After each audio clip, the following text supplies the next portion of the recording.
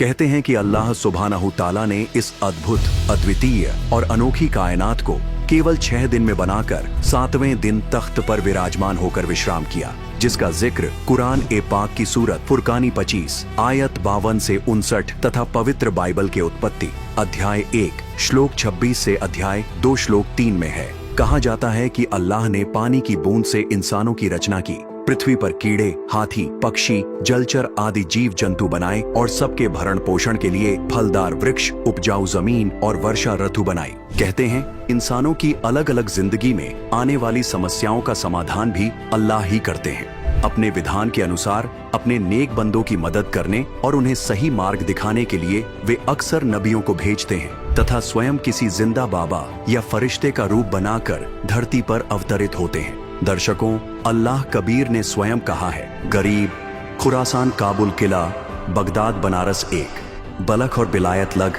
हम ही धारें भेष।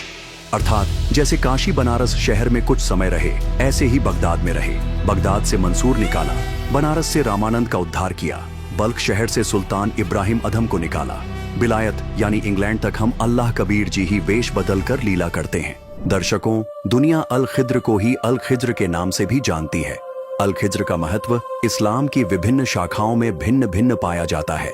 शिया मुस्लिम में अल खिद्र को एक अमर बुद्धिमान व्यक्ति के रूप में देखा जाता है, जिनके पास अल्लाह का सर्वोच्च ज्ञान, इल्म है।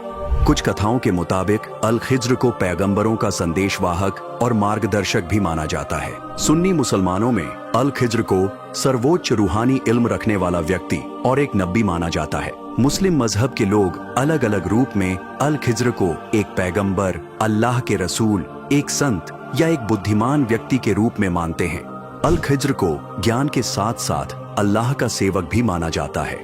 कई ग्रंथों में अल खिद्र को पैगंबर, फरिश्ता और संदेशवाहक के रूप में वर्णित किया गया है, जो संकट में लोगों की मदद करते हैं और गुप्त ज्ञान प्रदान करते हैं। मुस्लिम देशों में अल खिद्र की कई यादगार जगहें भी मौजूद हैं।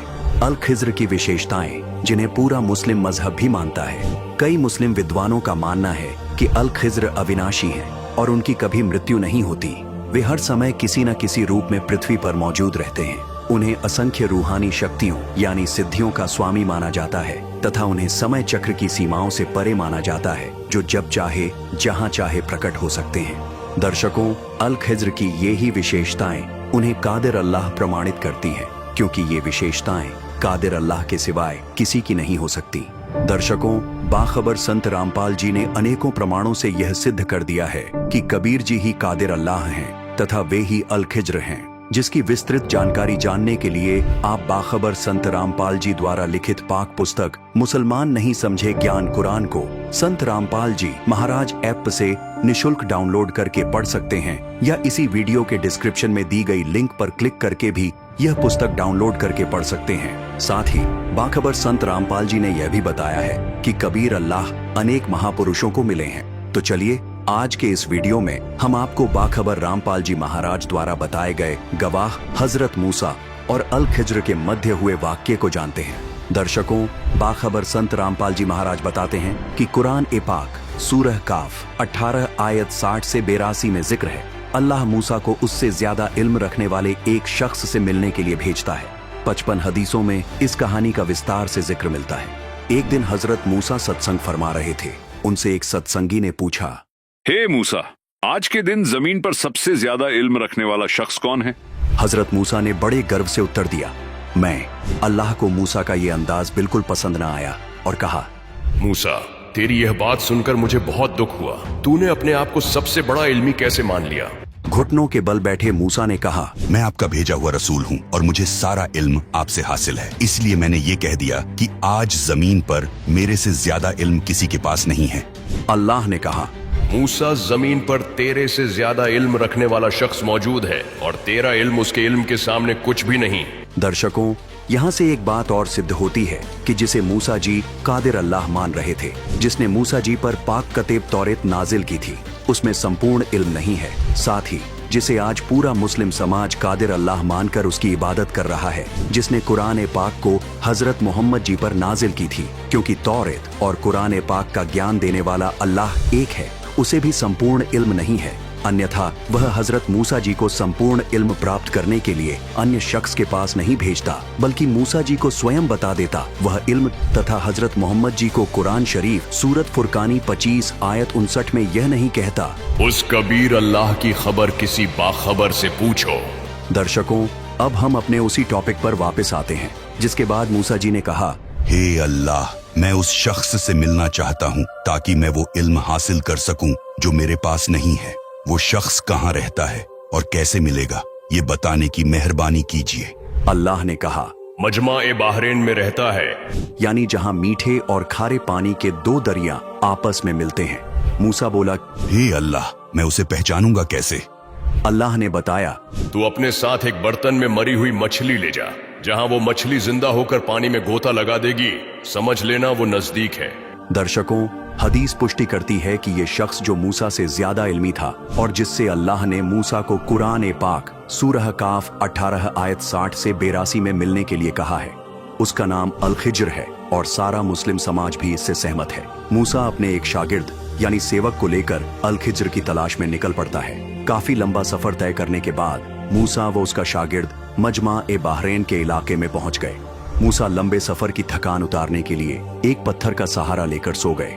इस दौरान शागिर्द ने देखा वो मृतक मछली जिसे वो एक बर्तन में लेकर चले थे छटपटाई और जिंदा होकर पानी में कूद गई। शागिर्द मूसा को मछली की जिंदा होने वाली बात बताना भूल जाता है और मूसा अल खिज्र की खोज में अपने सफर पर आगे चल पड़ते हैं।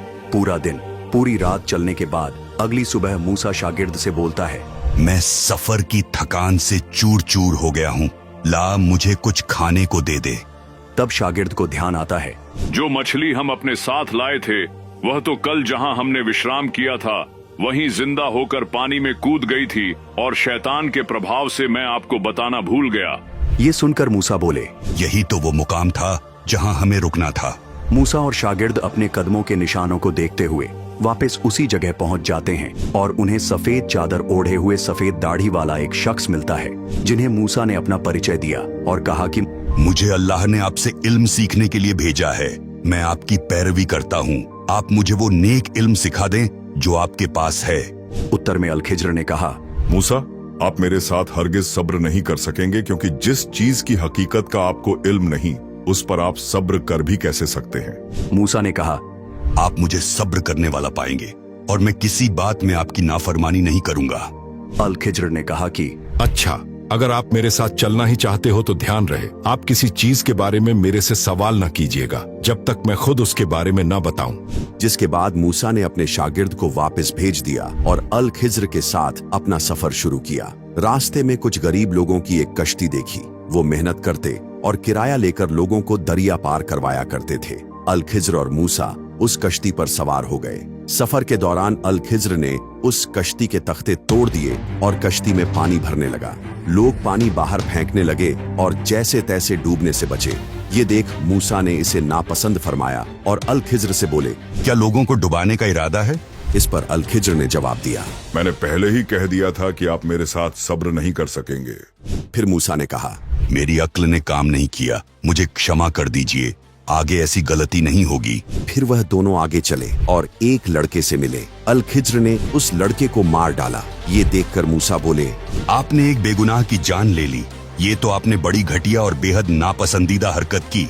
इस पर अल खिज्र बोले, मैंने आपसे कहा था कि आप मेरे साथ रहकर हरगिज सब्र नहीं कर सकेंगे। फिर मूसा ने जवाब दिया, अब अगर मैं आपसे किसी चीज के बारे में सवाल करूं तो बेशक मुझे अपने साथ न रखिएगा। एक बार फिर सफर शुरू हुआ। दोनों एक गांव में पहुंचे और मूसा ने खाने के लिए पूछा। गांव वालों ने उनकी मेहमान नवाजी करने से साफ इनकार कर दिया। उस गांव में अल खिज्र और मूसा ने एक दीवार को देखा जो गिरने के करीब थी। अल खिज्र ने उसे दुरुस्त कर दिया। ये देखकर मूसा बोल पड़े, आप चाहते तो इसकी कीमत ले सकते थे, जिसे देकर हम खाना खा सकते थे।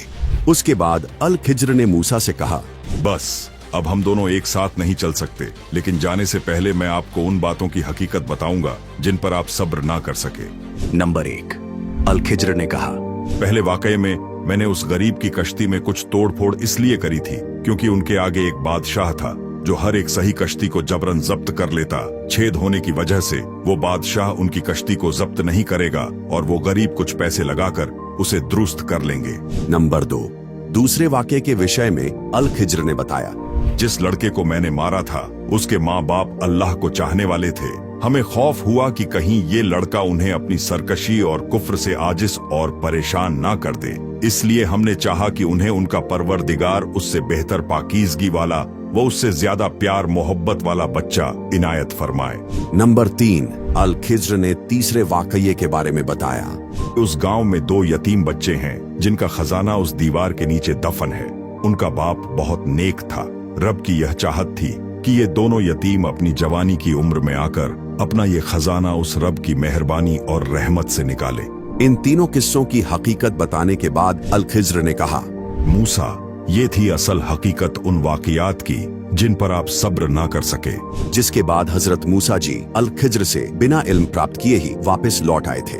दर्शकों, इसी तरह अल्लाह कबीर, हजरत मोहम्मद, हजरत अली, मंशूर अली व उसकी बहन शिमली, सूफी संत रूमी, शेख फरीद, बलख शहर के बादशाह अब्राहिम अधम सुल्तान, विश्नोई धर्म के संस्थापक संत जम्भेश्वर जी, सिख धर्म प्रवर्तक बाबा नानक जी, संत दादू जी, संत मलूक दास जी, संत गरीब दास जी, संत घीसा दास जी व महाराष्ट्र के सुप्रसिद्ध संत नामदेव जी आदि को मिले, जिसकी संपूर्ण जानकारी बाखबर संत रामपाल जी महाराज ने अपने सत्संगों व अपने द्वारा लिखित पुस्तकों में दे रखी है। उसी आधार पर ही यह जानकारी इस वीडियो में बताई गई है, जो बाखबर संत रामपाल जी महाराज के ज्ञान का अंश मात्र है। अतः आप सभी दर्शकों से निवेदन है कि इस्लाम से जुड़े ऐसे ही रहस्यों से रूबरू होने के लिए बाखबर संत रामपाल जी महाराज के सत्संगों को YouTube चैनल मुसलमान नहीं समझे ज्ञान कुरान पर प्रतिदिन देखें।